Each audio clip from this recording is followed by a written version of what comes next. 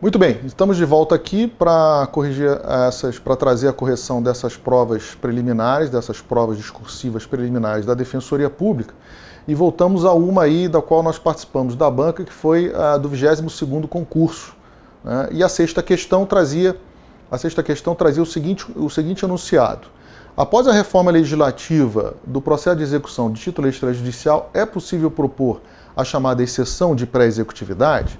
Bem, é mais uma questão que remete a uma alteração legislativa da época, né? O processo de execução de título extrajudicial passou a não mais exigir a penhora para ser ofertada a defesa de embargos à execução. Então, basicamente, é uma questão sobre as formas de defesa na execução.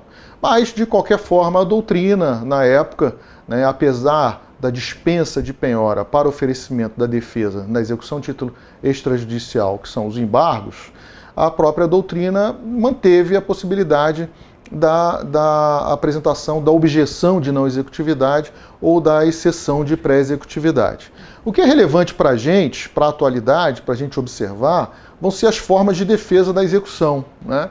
Então, o que a gente tem que sempre ter bem estudado, bem analisado aí, principalmente para a Defensoria Pública, é um estudo detalhado de quais as formas de defesa da execução, né? Porque a gente pode pensar inicialmente que você apresenta a defesa na execução de cumprimento de sentença através da impugnação, lá do artigo 525, ou dos embargos à execução, lá do artigo 914, e ponto final. Quer dizer, esses dois embargos, ação, né, em que você vai discutir a relação de crédito ou a própria relação de direito processual, né, da execução, seriam as únicas formas de defesa. E a gente vai observar que não.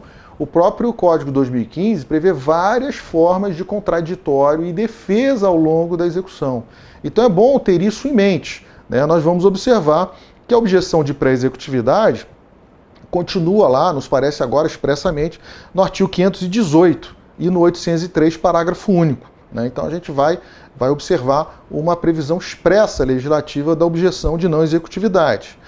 Também não se pode desprezar aquele incidente acerca da penhora online, né? Aquela penhora de valores financeiros, de depósitos financeiros.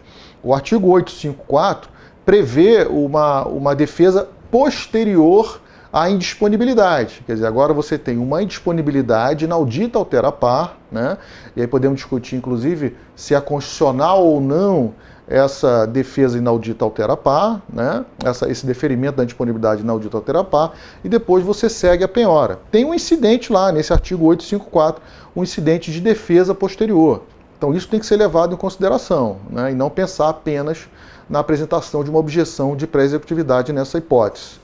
A outra é o incidente de consideração da personalidade jurídica, né? Essa nova forma de intervenção de terceiro, prevista lá no artigo 133, que veio da consolidação jurisprudencial do Superior Tribunal de Justiça.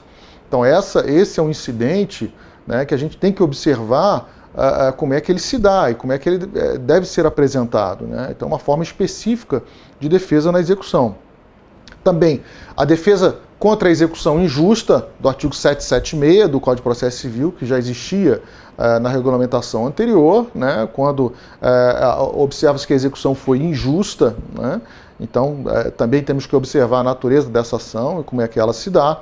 E também a ação de invalidação da arrematação, aquela do 903, parágrafo 4º, né?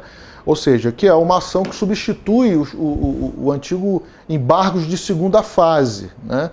Então é muito importante a gente estudar as formas de defesa da execução e a natureza delas, se constitui um incidente ou se tem natureza jurídica de ação, porque isso vai refletir na qualidade, na quantidade da cognição desses incidentes ou dessas ações, né?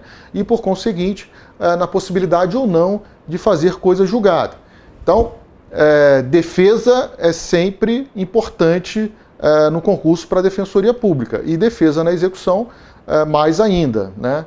Então, é essa a dica que nós temos para dar para os senhores hoje. Muito obrigado e até a próxima.